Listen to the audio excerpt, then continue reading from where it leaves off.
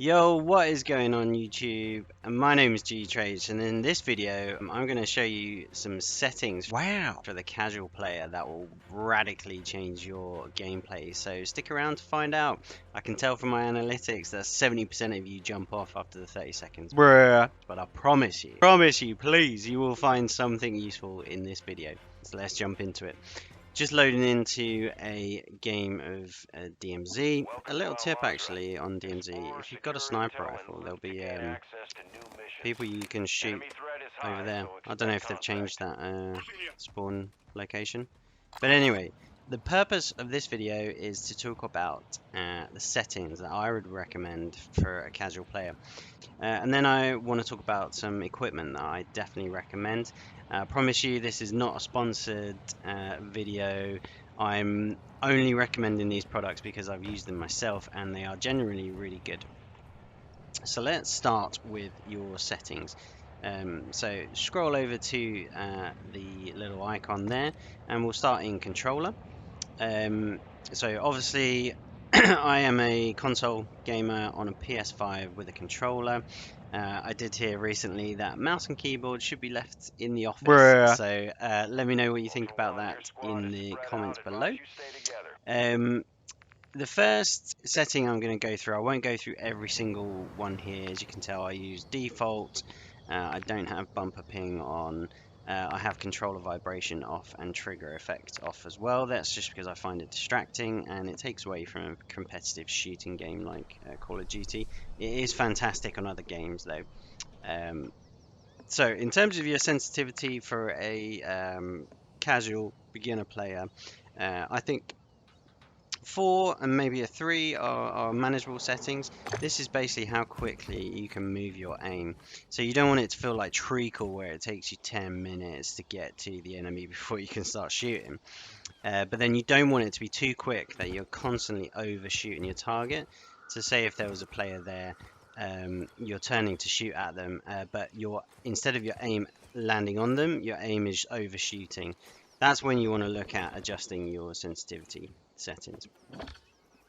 So I'm currently running a 4 on my horizontal, 3 on my vertical. Other than that, the only other important elements in the controller settings that I recommend are your interact and reload behavior. So when I'm playing Warzone or DMZ, I have it on tap to interact. I'll show you an example. So I can just tap this box to loot and it opens up. Whereas if I switch that to tap to reload, it means I have to hold the button. You can see it filling up slightly there. I have to hold the button to open it. I just find it much more efficient, much quicker to have the tap to open function.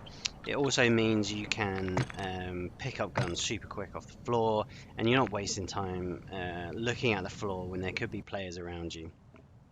And why that is important, if I'm too busy here looting the floor and then there's a player in front of me, I have to lift my stick all the way up just to have a chance at shooting at him. Whereas if he's got good centering, which is keeping your crosshairs at chest or above, then he just needs to aim down sight and I'm dead. So highly recommend adjusting that setting. And then finally is your armor plate behavior. You don't want to have it on the default, which is apply 1. Just as soon as you start your armor animation, you want to be plating up until you're completely plated. So we'll move on. The next setting in advanced is your sprint and tactical sprint behavior. I have that on toggle. It's down to your preference really. I think toggle's way better than hold. I do have auto move forward off, and I do have tactical sprint behavior as double tap. This invert, slide and dive behavior is massive. So as standard, it will mean that when you tap circle, you will slide, and when you hold circle, you will do a dolphin dive. So I basically have that the other way around. So when I tap circle, I dive. Is it circle or square? Yeah. When I tap circle, I dive. Tap circle, I dive. And then if I want to slide, which is not as useful as diving, then I have the option just by holding the button. So back in, I think, was it Warzone 1, I didn't play the Caldera map, was it? There was all of this bloody sliding around and slide cancelling, and everyone was like, oh man, there's no slide cancelling in Warzone, it's going to be rubbish. Where's the skill ceiling? We're not going to be able to do this, I can't slide cancel anymore. Don't need to worry about that. Now, oh god, I'm getting sniped at. Now it's all about diving, like you can see there, just diving into cover. Whee!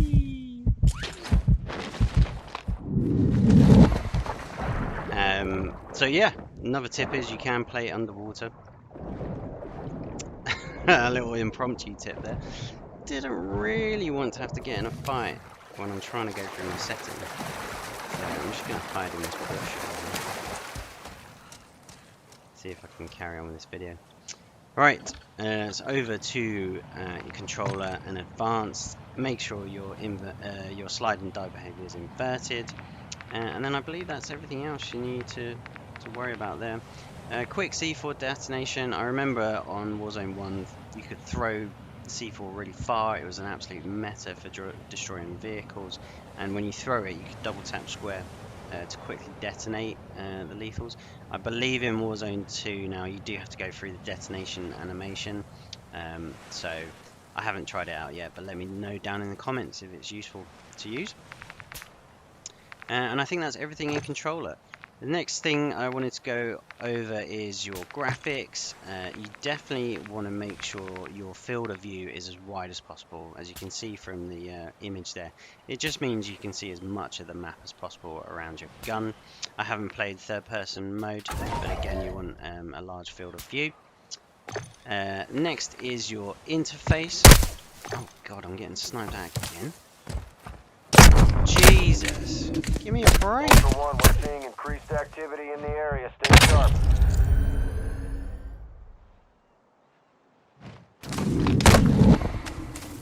This guy needs to get a life. Bruh.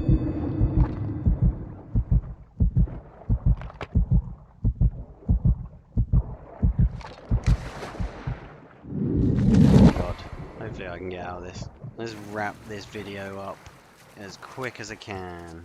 So get rid of you. Just gonna do it in here.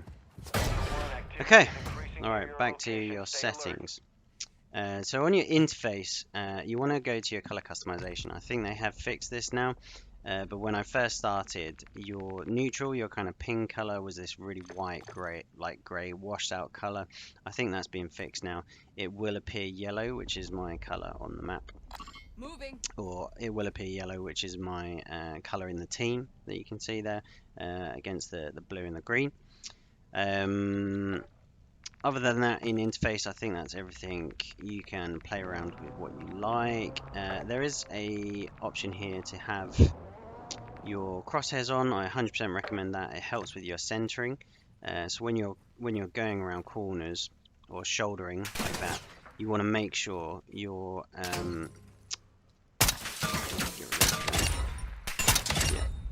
This is the new Tempest DMR. It's an absolute beast in Warzone and DMZ. But when it comes to centering, I may do another video on aiming and gun skill, but again, I'm not a pro player. It's just about keeping your crosshairs up so that you don't have to travel as far to aim at someone. So yeah, I totally recommend having your crosshairs there so you have a visual indication of where your gun is going to snap when it goes aimed down sight. Other than that, I think that wraps it up, to be fair. Yeah, so just to quickly recap, if you come down to your controllers here, tap to interact, can't recommend that highly enough. That just means you open loot boxes, pick up guns and plates quicker. Armor plate behavior, apply all. You can mess around with your inputs dead zone, but this is like a super advanced setting that I don't really know much about. Let me know if you think it's worth exploring further, if it's going to give me that edge. Tactical sprints, do what's best for you. Invert slide and dive behavior, 100% recommend inverting that. That will make a massive improvement once you get used to it, so that you are diving more than you are sliding. And finally, I did want to talk about your audio settings. So I currently have home theater. I feel like this gives me a really nice dynamic range of sound. Um, and then going into your volume settings, if you click show more, you want to make sure your music volume, so the in-game music, is all the way down. You don't need to be hearing that. Your dialogue volume you want about halfway. That's the person shouting out there's an enemy in the area or an enemy UAV, etc. You definitely want to hear those Ultra call One, outs. activity has increased in the area. Keep your eyes As you open. can hear there, the guy telling me activity is increased. You want your effects volume max, so that is your footsteps, gunshots, reloads, everything like that. And finally, your voice chat again to about halfway. That's basically the lobby chat and proxy chat, which is really useful. You'll see a red name appear on your screen when there is someone in close proximity to you. Other than that, you can have the settings how you like. I would 100% recommend investing in a decent headset. There is a reason that all the sweats wear them, and that is because it gives you a big advantage. So it's definitely saved my life and given me the opportunity to get easy kills more than once in this game. So hearing footsteps outside, I'll be able to set myself up better to take on that engagement. I'll know which door they're coming through. I know what level of the building they're in as well. I highly recommend investing in a good gaming headset. As I said at the start of the video, this isn't a sponsored video, but I've been using Astro A50s for a good few years now, and it's one of the best purchases I ever made. Wow. They're the wireless headset, so you don't get tangled in wires when you're gaming. The sound quality is great.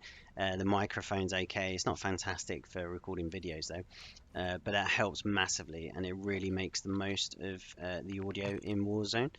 We all know there's been some massive bugs. There's a lot of streamers, YouTubers moaning they don't get any audio cues, but I've been okay. You know, I don't play enough to constantly get people ghosting up behind me using dead silence or whatever. So I've not had any problems. And then my final tip is to invest in a controller with back pedals. Now, there is a PS5 Pro controller out there, but it's very expensive. So before you go out there and throw in your cash at Sony, why not consider modding your own controller? I don't want to be blamed as that guy. Oh, gee, told me to go get a pro controller, and I've just spent £200 and I'm still shit at the game. Bruh. You know, don't blame me. I would recommend modding your controller first. I did that first, just so you can build the muscle memory to be able to jump and shoot at the same time. Wow. So jumping and shooting is definitely the meta in this current game. It used to be sliding and shooting, but you can see it's just a bit too slow. But there's so many times where I've been in a fight and someone just jumping away while they're shooting at me, and they get mix in a couple of headshots there, and they get their kill. So definitely having a controller with back pedals really helps with your mobility. I can be shooting, aiming at things, moving up and down, and I need to get used to now jumping when I'm shooting. So highly recommend that. Look at Scuff controllers. They are the first controller I got with back pedals. They are again expensive, so I looked for a mod that I could do to my controller just to add back pedals, and I found one on Amazon. So, and it's fairly easy to do as long as you're comfortable opening up electronic equipment and fitting wires, etc. You don't have to do any soldering, which is massive as well. It's just a really effective way to get yourself a pro controller without the price tag. Wow. So there you have it, guys. They are my top tips for settings. If you've learned anything from the video, do let me know. Please do click like and subscribe. Share this with your other casual gamers, your other mates that might be struggling or just looking for a bit of an extra edge in game. And let them know I'll be providing more of this content from a casual player's perspective, helping you guys to compete against the sweats. So until the next video, have a good day.